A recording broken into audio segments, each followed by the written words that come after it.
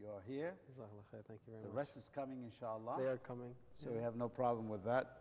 And I think you heard the talbiyah, right?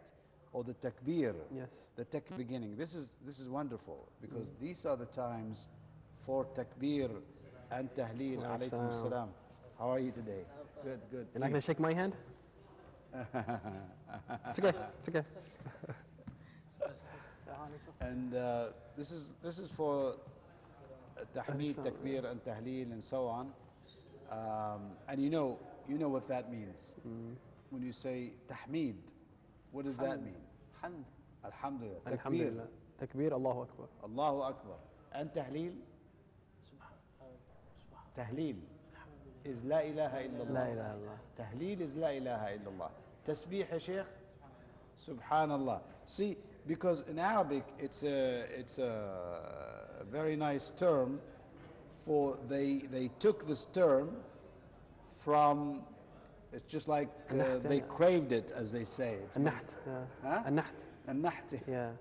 So they it's like taking the name from the statement. When you say Subhanallah, you are involved in tasbih. When you say Alhamdulillah, you are involved in tahmeed and so on. Or like basmala. So that's why in the hadith, فَأَكْثِرُوا فِيهِنَّ مِنَ التَّسْبِيحِ وَالتَّهْلِيلِ وَالتَّحْمِيدِ. So indulge in abundance in saying Alhamdulillah, La ilaha illallah, Allahu Akbar, Subhanallah, La hawla wa la quwwata illa billah. So mashallah. I think we need to start today because we have a very nice topic, which is the beginning of the performance of Hajj and Umrah, which is to get into the state of Ihram. We could, Sheikh, you need to stay away from somebody? No. Please. It's coming late. I didn't want to make a big scene. Yeah, it's okay. No worry. No worry. Yeah. So, nice topic about Ihram and the meaning of Ihram, the conditions for Ihram, the validation of Ihram and so on. Very important for us and for the rest of our viewers to really know what the rules are in this regard. But before that, let's rehearse and get back some of what you did yesterday, just to get a recap of what you did. Can anyone volunteer what you did, how you like yesterday and so on? Abdullah. You mentioned about Mecca, support to Islam, about Ashr al-Hijjah. Yes. And all the rulings related to... The 10 days of the Hijjah, yes, right? 10 days of the Hijjah, and all the rulings related to the Hijjah, 10 days of the Hijjah and Mecca. Yeah. That's basically what we talked about generally yesterday. No, not only our session, but the whole day yesterday. That was the main topic of the whole day. The whole day. That was the main topic of the whole day yesterday. That was the main gathering that we had here. So you had another group? We had another group upstairs, and then we came back and did one down as well. It was a combination of things. MashaAllah. We had a murshid as well coming. Oh, I see. So we had a lot of activities. You had a munshid here? Yeah. Munshid, Did you attend? I was around. Yeah. I could hear him, but mashallah, he was powerful. What a powerful voice. Did you like his his so voice? powerful, mashallah, mashallah. Huh? Now he was singing Goosebumps. and he was also reciting Quran as well, and he was talking with Reciting different Quran, mashallah. different maqamat as Great. well. He was teaching us. Mashallah, I see. We also had someone give us some lessons in da'wah. Yeah. Yeah, Sheikh that was Rayyan. good. Rayyan. Yeah, Sheikh Rayyan, yesterday Yeah, I think came you to tell had us. this workshop, Yeah. a training session Yes. Yes. on the attributes of da'wah or the skills of persuasion. The techniques of dawah. How you persuade people when you are doing da'wah. Dawah. Wonderful. Attributes. Yes. As well as the characteristics of the da'i. And the characteristics of a da'i. Well, So a great. bit of a full day. We had a lot of variety. MashaAllah. So a day full of activities. A long Of shift. exhaustion. Yeah. MashaAllah, MashaAllah. Exhaustion. Well, that's what we're supposed to do in these precious 10 days. We're supposed to be engaged in all of the good and righteous deeds.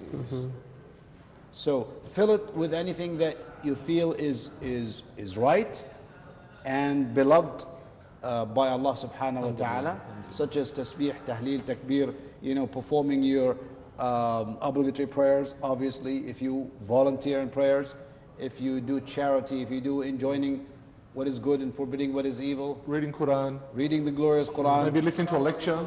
listening to a lecture, yes, being kind to parents. Oh, beautiful. and serving your parents, Yeah. and being kind to neighbors, Yeah. being that, mashallah, ideal Muslim Alhamdulillah. in your conduct, in your good intention, in your contribution to the community. This is great. It's true. It's a good point you made, Dr. Ahmed. You know, that we should be proactive in these 10 days especially. It's like lifting the bar. You know, you're lifting the bar. MashaAllah. You might have had your standard down here before, but now we're raising the bar. All right. We're going to make a bigger effort to get over that Alhamdulillah. bar. So, alhamdulillah. It's a really good point. And it's good that you do it within a community because you feel like being encouraged. Yeah. Motivation. So yeah, the other day I was talking about this issue, and I remember that if you have a good community masjid where the people would stay after Fajr Yes. and not go back to bed, you know, as soon as you finish, complete your salah, you know, why don't you wait and stay in your masjid? And at least for dhikr, if you can stay up until the sun rises for about 12 to 15 minutes, that'd be great. Because then it is Hajj or Umrah. Another hadith, a Hajj with the meaning the reward is so great. The work is so multiplied in rewards. So alhamdulillah, there are opportunities, and that's, by the way, every day of the year. Exactly right. However, they're even more greater to be done in these 10 days. 10 days of the Hijjah. And you know, subhanAllah, we are approaching day by day to the day of Arafah and to the day, of course, of Tarwiyah, the 8th day, where the pilgrims will be moving to Mina. Today is what? The 5th today, mashallah. So only a few days, only 2 days are left, the 6th and the 7th, and then on the 8th, we are moving to Mina, mashallah. So, you know, it's a blessing. Let's address the issue of ihram. What do you know about ihram? Does anyone know what is ihram to you? Me or him? Anyone? It has two parts. I think the garment, but also the state, the spiritual state of being in ihram. I see. All right.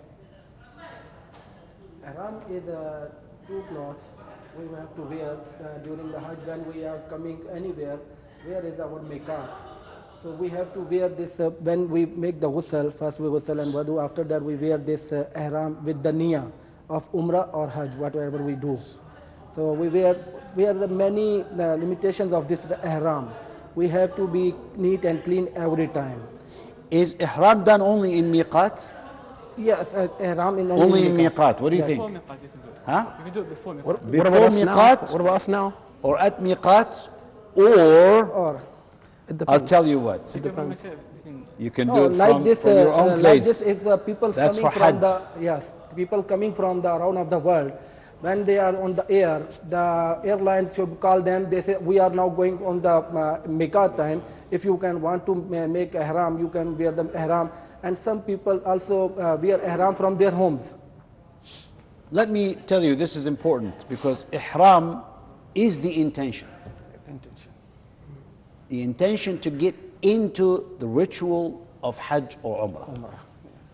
That's the definition of ihram. Niyyatul dukhuli fi nusuk. It's just like that.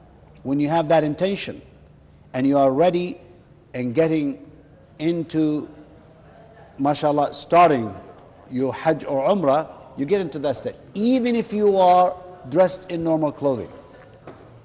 However, one of the requirements of being in the state of ihram is to wear the two pieces of clothes for a male. That's important. Yeah.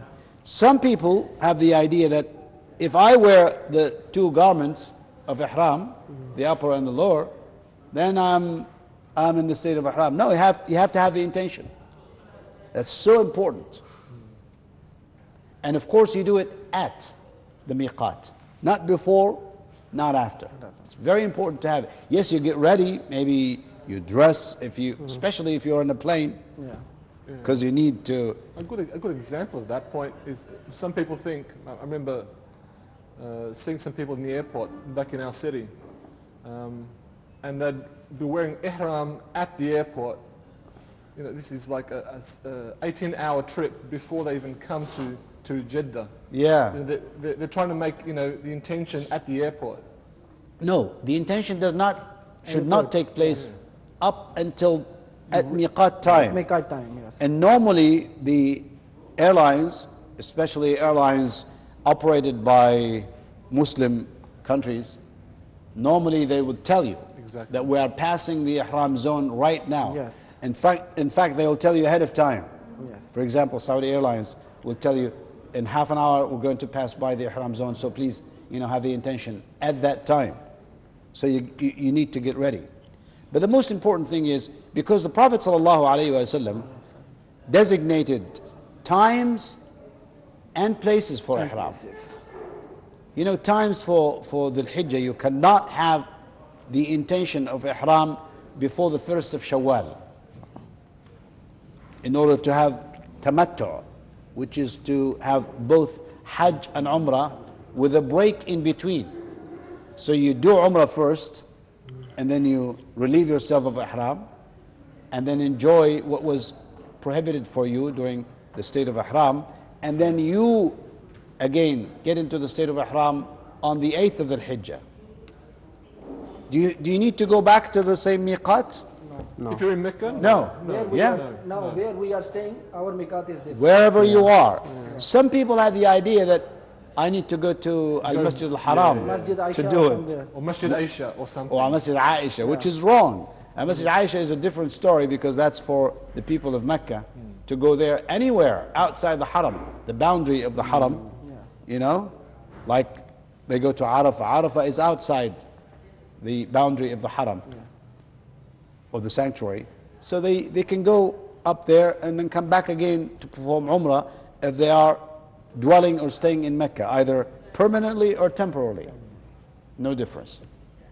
But that's important to have that state of ihram. And when I said this is the time. However, when it comes to the places, the Prophet ﷺ designated 5 places for the miqat, which is the place to start, initiate your ihram, and to start the talbiyah from there, you know, marching towards Mecca, the Kaaba. And these are, I think you know them, right? Yeah. Can anyone remind us? The five miqats?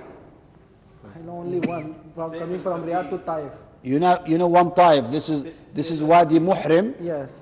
or As-Sayl Al-Kabir, as they say. Yes. So that's one coming from the area of Taif. That's The just second is from to the coming east to of Medina, Mecca. but I am not remember. Abyar Ali or Dhul Hulayfa. That's just outside Medina.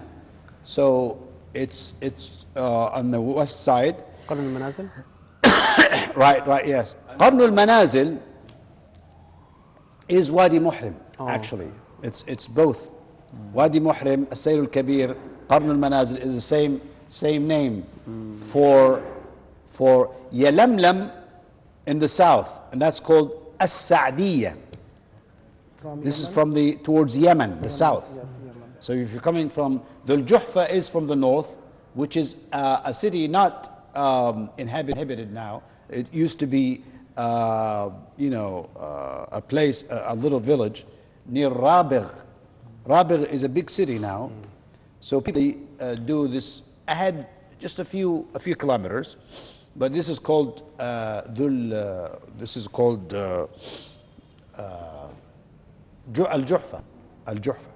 So we have these. So we have the 5. We have Qarn al-Manazil, we have Juhfa, we have Dhul Hulayfa or Abyar Ali, and we have Yalamlam, As-Sa'diyah, right? Yeah. And that's Qarn al-Manazil already. Same thing. So we have these 4, I think. Are we missing anything? Missing one more. There's one more, I guess. Yemen. Dhul Hulayfa. Iraq. We said Yalamlam, As-Sa'diyah. Yeah. The one from Egypt, they come from Egypt, the sea. Rabigh. Well, by the way, the sea, that's an interesting thing, because people coming from the Sudan or Egypt or Africa in general, they can do it at the sea. So normally they come through Rabigh or Al-Juhfa and then come down here. But they can start before they reach Jeddah. Now, whether Jeddah is a miqat or not is a subject of difference among the scholars. Some are saying is, and some are saying it. So you have the ihram before landing at Jeddah, either at Jeddah airport or reaching Jeddah seaport. So that is really a subject of discussion. But according to some scholars, yes, it is right. However, it would be in Saudi Arabia by the scholars is that Jeddah is not a miqat.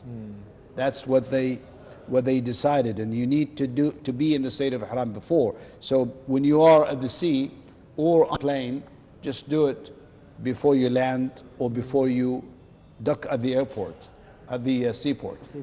So that's interesting to know these places where you start the miqat. But then ihram is start. Once you start, because you are embarking upon getting into ihram, into performing hajj or umrah. So what are the requirements for ihram? What is normally done? First, okay, you carry on, please. The intention is very important. Intention, that's it. Okay. Then we take ghusl. Ghusl. So you have a full bath. And then you Is that a must or something recommended? Recommended. It's optional. Recommended. It's optional. See, I know you say yes, because according to the Hanafi madhab, you have to do it. Yes. It's a condition. You have to do this. And again, talbiyah. Because again, this reminds me of the Hanafi school, which says to have, without having talbiyah, your ihram is not valid. However, according to the majority of scholars, talbiyah is a sunnah, meaning it's recommended. However, if for some reason you did not do it, then your ihram is still valid. Yes, it's not good to leave the sunnah and to not do it, but rather as soon as you are in the state of ihram, then you go ahead and start the talbiyah. But can anyone describe for us, I'm now at the miqat and I need to do my ihram and start going to Kaaba to perform my umrah or hajj. What am I supposed to do? You tell us. Yeah, the first thing we do, which we said is optional, is to take a ghusl. Yes. And after the ghusl, you announce your intention, Allahumma labbaika hajj wa umrah, and then you wear your ikram. Then you do the optional 2 rakat at the masjid, and then when you finish, you start doing the Allahumma labbaika. Well, that's interesting because you mentioned several issues here, and we need to take them one by one. Because are we supposed to do any prayer for ihram? Is there any prayer for ihram? You are a student of Sharia, tell us.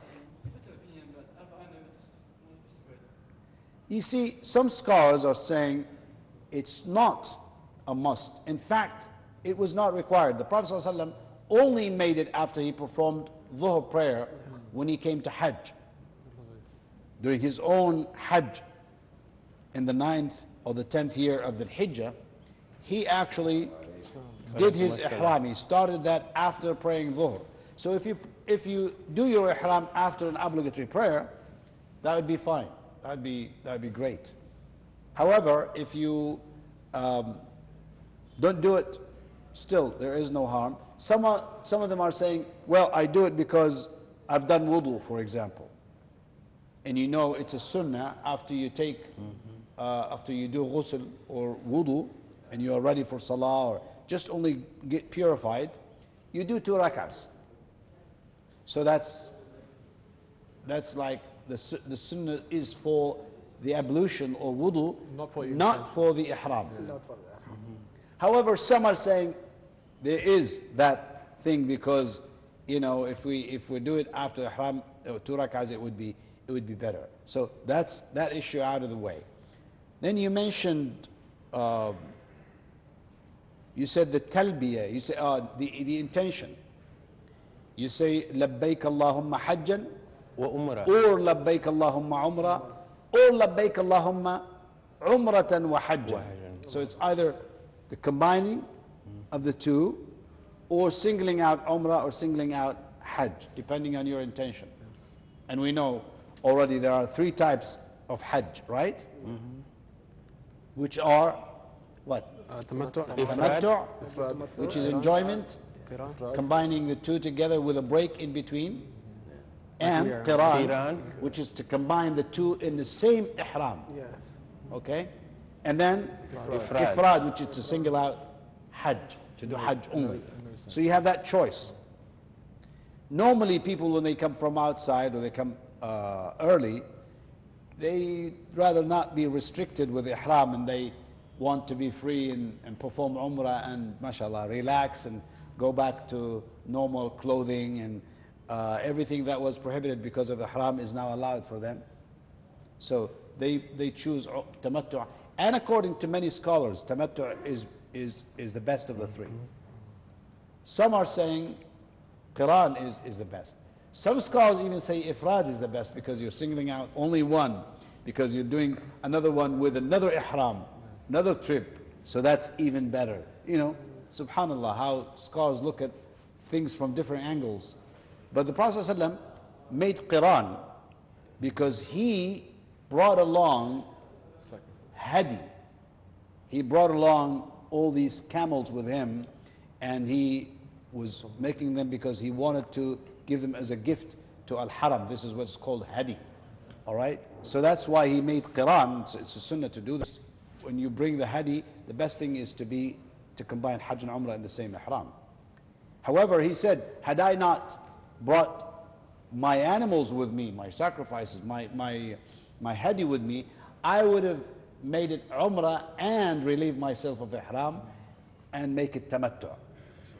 لولا أني سقت الهدي لجعلتها عمرة متمتعا بها إلى الحج. So that's how things are in this regard.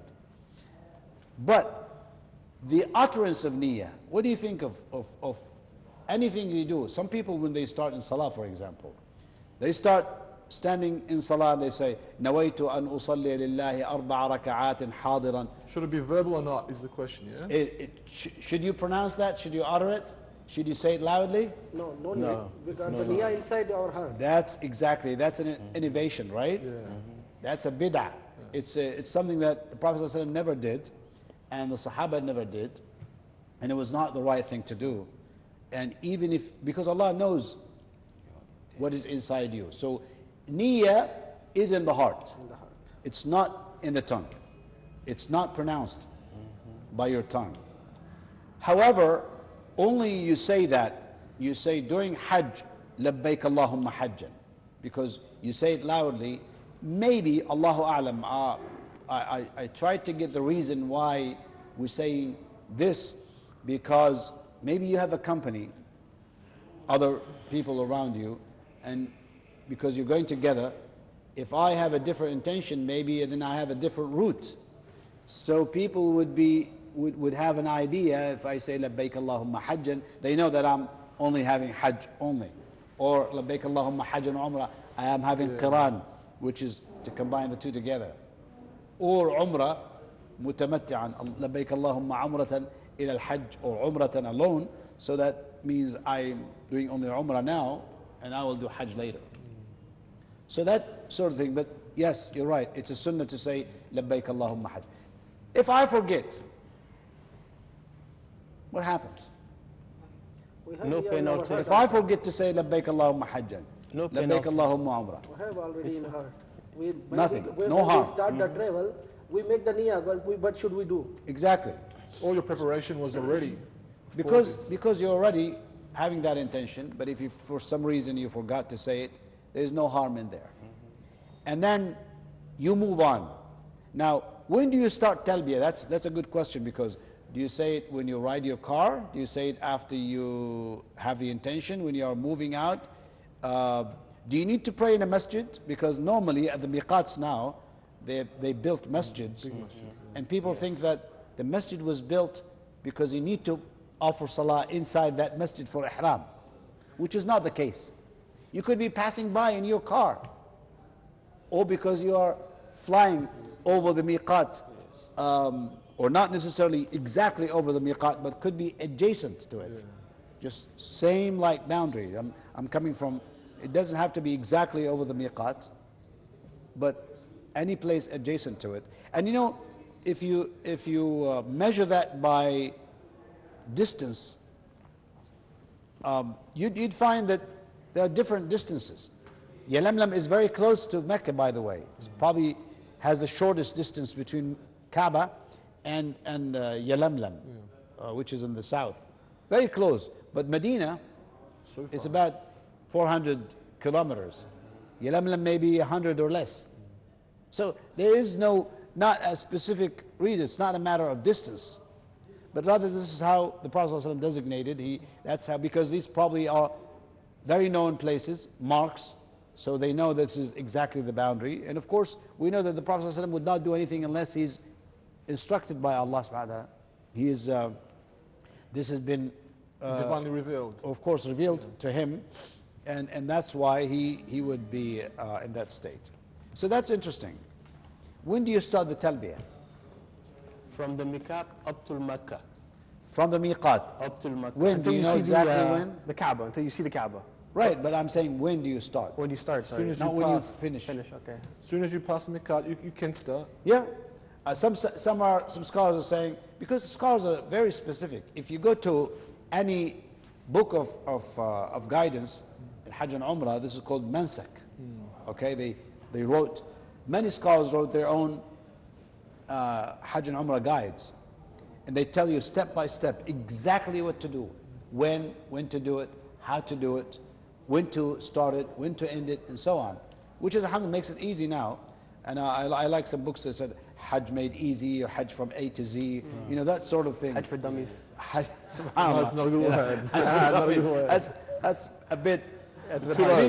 meaning for beginners. Let's simplify the term. But anyway, it's a good thing, alhamdulillah, that we're having these guides. And some scholars are saying, as soon as you ride your car, of course we're not riding camels anymore, Bus. and or horses or whatever, but as soon as you ride, you can start talbiyah. As soon as you move, Exactly. or even after you're done with your salah and you already have that intention, you can start the talbiyah. Alhamdulillah, you know, it's not very much restricted. But what is the meaning of ihram itself? Ihram. Does anyone know? You said ihram is the intention. Is the intention? Yes. But what is the meaning of the word ihram itself? Similarly to like when you're in Salah, you have Takbiratul Ihram. Yes. Where you open your Salah. In Salah, they say when you make Takbiratul Ihram and say Allahu Akbar, you're making things that were generally permissible haram. You're making them haram. Exactly. So I'm going to assume similarly, a lot of things are halal for you. Prohibiting. Yeah, so it's a Prohibition. Yeah, it's a prohibition. It's a prohibition or restriction. Yeah. Exactly, that's what ihram is.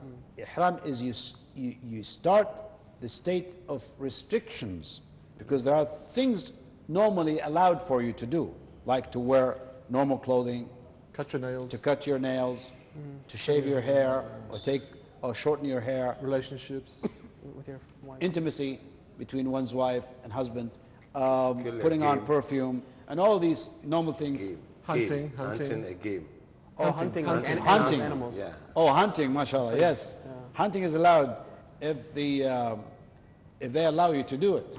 Because if there's no restriction. If there's animals by as well. authorities. If there's no animal. There are no animals here, wild animals. But that's interesting.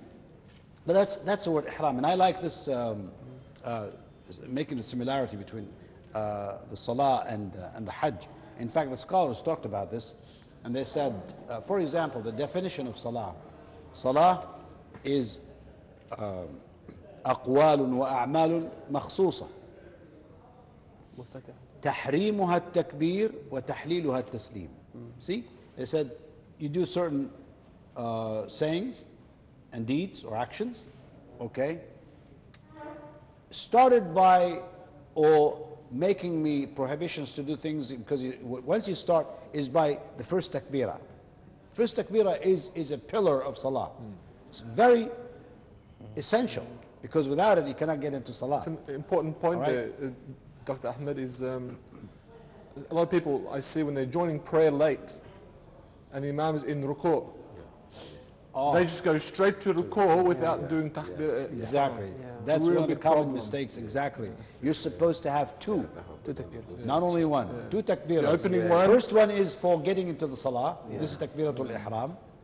And the second one is for ruku'. But people, because they're in a hurry to catch the imam in ruku' and not to do a full rak'ah afterwards, they hasten into doing that and they forget to do the takbir. First takbirah, which is important. And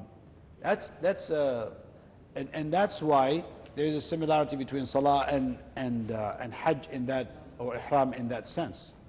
All right, now you are moving towards Mecca. What are you supposed to do? You started the talbiyah. لبيك اللهم لبيك لبيك لا شريك لك لبيك إن الحمد والنعمة لك والملك لا شريك لك. What are you supposed to do or say until you reach Mecca? Anything? You continue the Continue the talbiyah, As long as you can.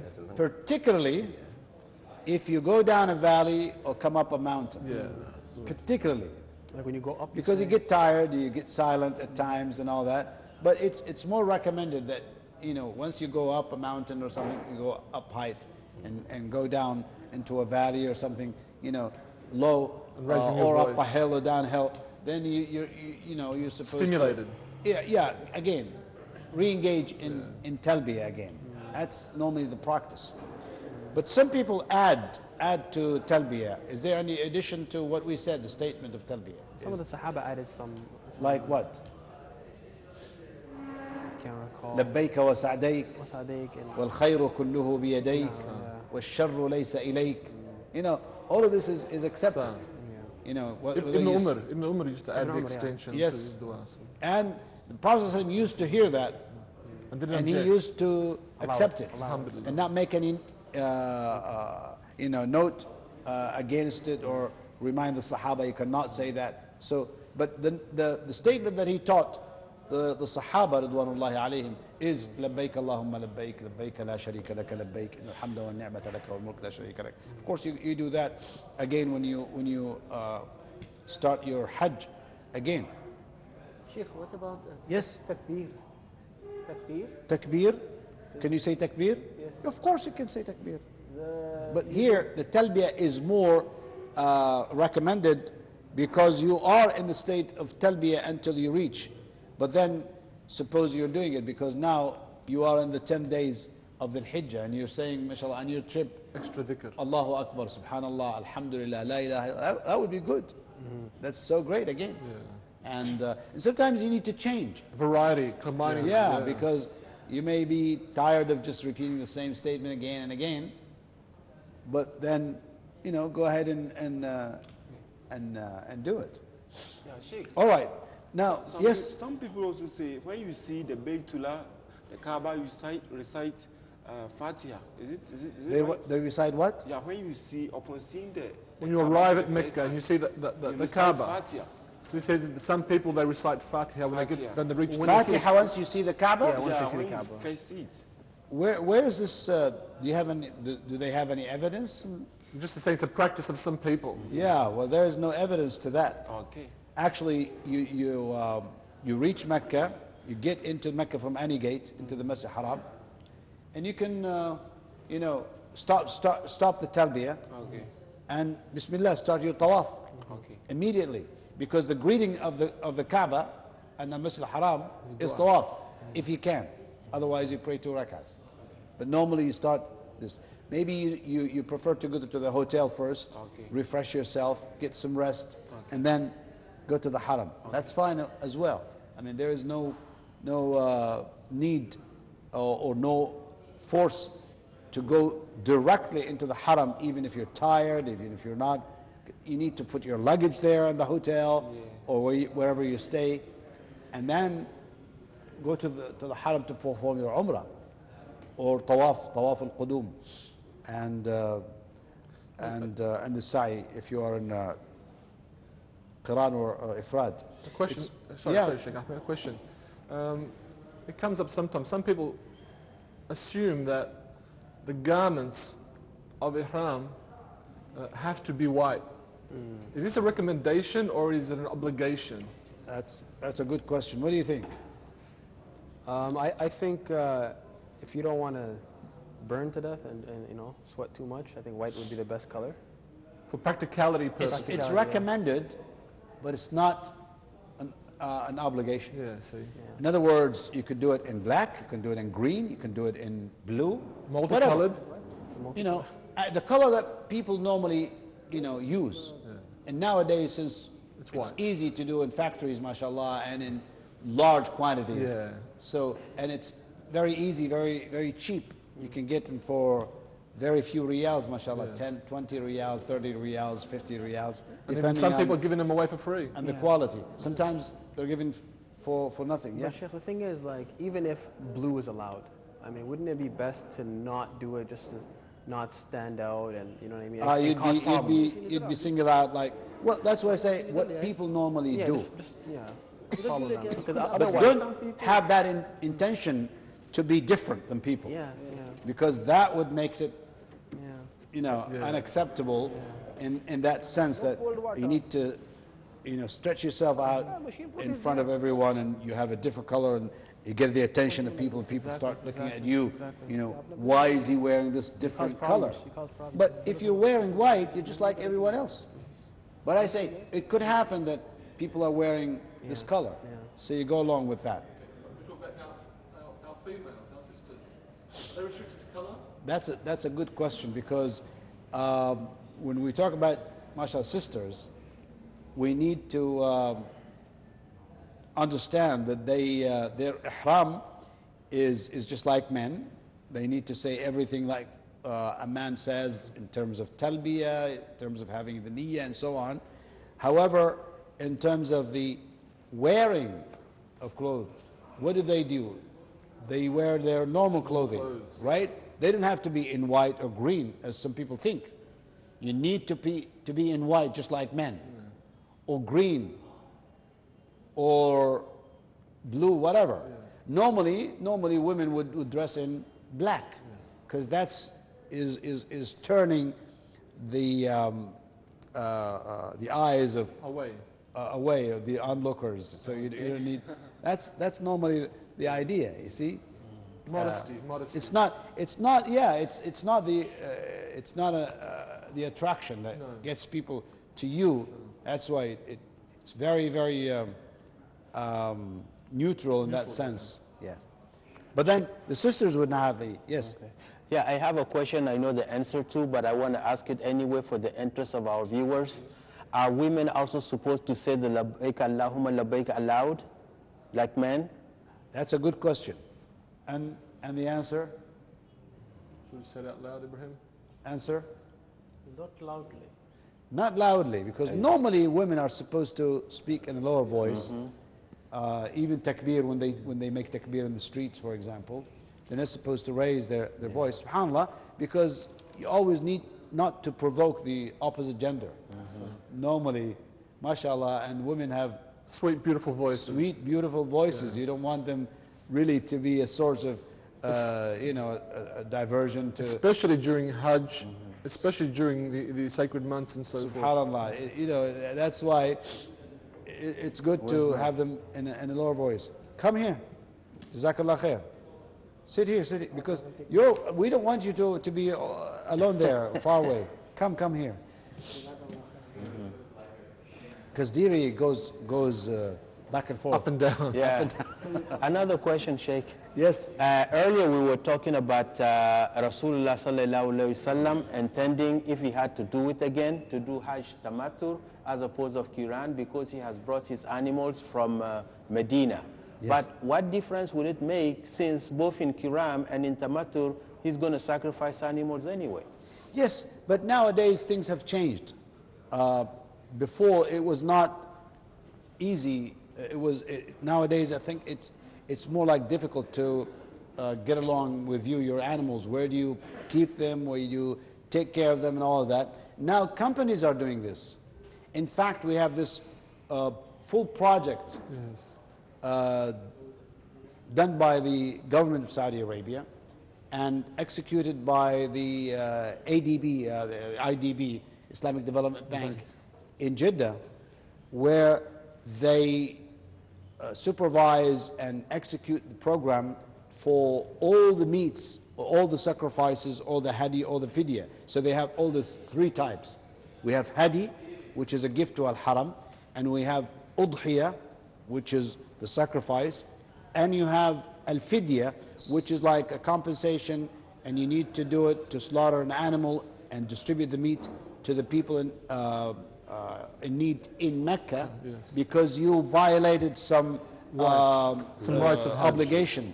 You did commit something wrong, and therefore to expiate for that is you need to do this slaughtering. For example, let's say entering the state of ihram without the proper garments.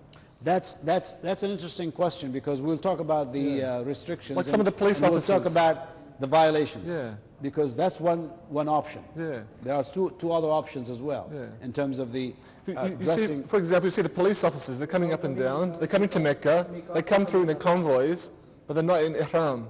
They're not in ihram if they are pilgrims. Yeah, but some of them might be pilgrims. If they are pilgrims, and then they had to dress in a different attire, not in the two garments of ihram, as we know, then they can expiate for that, and they have three options. Yes. We'll talk about that. But that's a good question here, because as I said, it's a whole different ball game, as they say nowadays, different than it was before at the time of the Prophet, peace be upon him. But still, if anyone is bringing along the animal with them, obviously they will, it's recommended for them to do the Qiran and not the Tamattu or Ifrat. Okay? Now, what are the restrictions? When you say Ihram, Mahdhuratul Ihram, what is a muhrim supposed not to do or not to say while in the state of Ihram? Yes? Clipping their nails. Clipping their nails. Your nails. So you're not supposed to take anything from your body. That includes the hair, the nails, or the skin. Nothing. If someone do this, then If you do it by mistake or forgetfully, or if there is a need, suppose your nail breaks and you need to take that extra thing, that's okay. There's no harm in there. However, if I intentionally I forgot to clip my nails, and as soon as I'm on the way, say, oh, my nails are not clean, I'm supposed... Now you have done a violation there. And you're not to... You see, we're supposed to get ready, as the brothers were saying. MashaAllah, you mentioned the idea that we need to get ready, be prepared, do the washing, clip your nails, takes the extra hair. Not this one. No. It's not extra. No. Is this extra? No. You're supposed to keep it, right? This is the sunnah of the Prophet. You need to keep it. Because some people, interestingly enough, I was having one of my relatives, and I did the khutbah just before Eid, and I said in the khutbah, and he was watching me, and he was among the people praying.